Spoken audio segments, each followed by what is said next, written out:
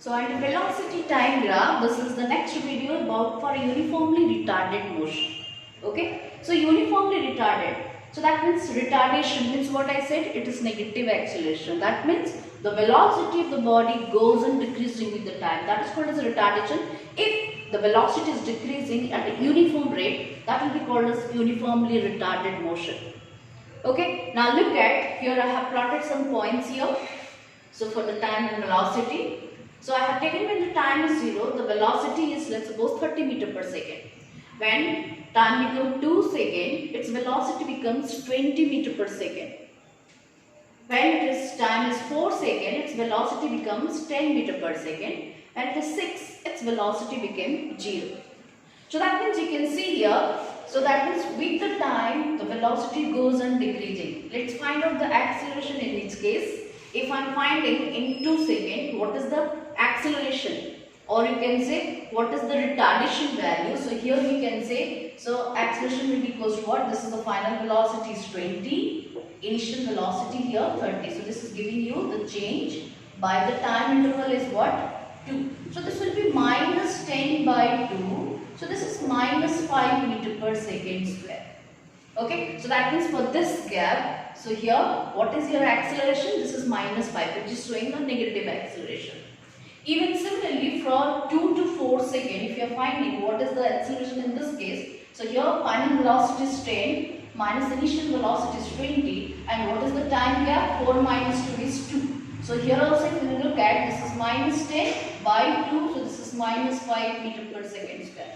Here also the same value, this acceleration. And the last interval, that is 4 to 6 seconds, your final velocity is what? That is 0 minus initial velocity is 10 by what is the time gap? 6 minus 4 is 2. So this is minus 10 by 2 again gives you minus 5 meter per second square. Now we have taken the 3 intervals, and all the 3 intervals what we have seen, the acceleration value is the same. But the thing is that the acceleration is negative, which is showing this is a retarded motion.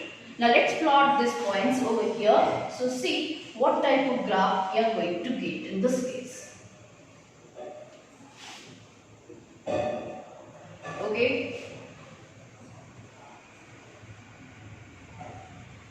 Now, so look at when the time equals to 0.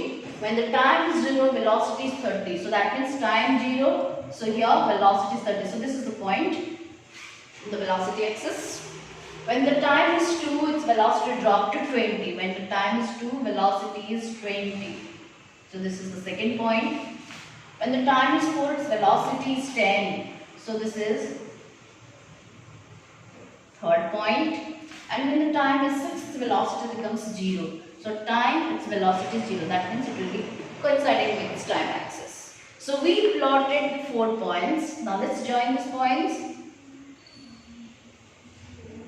Now you can see the graph. So this graph is like this. It is again a straight line. Okay. But you can see this straight line is what? Having an obtuse angle of inclination with the time axis. This is the time axis. The angle which is made with this velocity time graph with the time axis, it is what? An obtuse angle. But in the previous case, when it is an accelerated motion, when it was accelerated motion, in case of that curve was or the graph was like this. In that case, angle of inclination is acute. Remember this one, it will be making an acute angle with the time axis for an accelerated motion. When it is accelerated motion. But for a retarded motion, so here the angle that what the graph which is making with the time axis will be an obtuse angle. Okay, so that's only showing the difference between this accelerated motion and retarded motion. Okay, and again, if I find out what is the acceleration from this graph. Okay, so here, if you have to find out the acceleration from this velocity time graph, as I said, acceleration will be always, that is the slope of velocity time graph.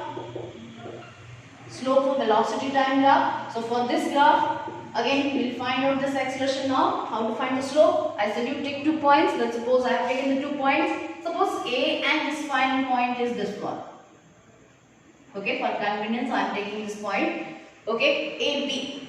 Now look at, this is forming a right angle triangle.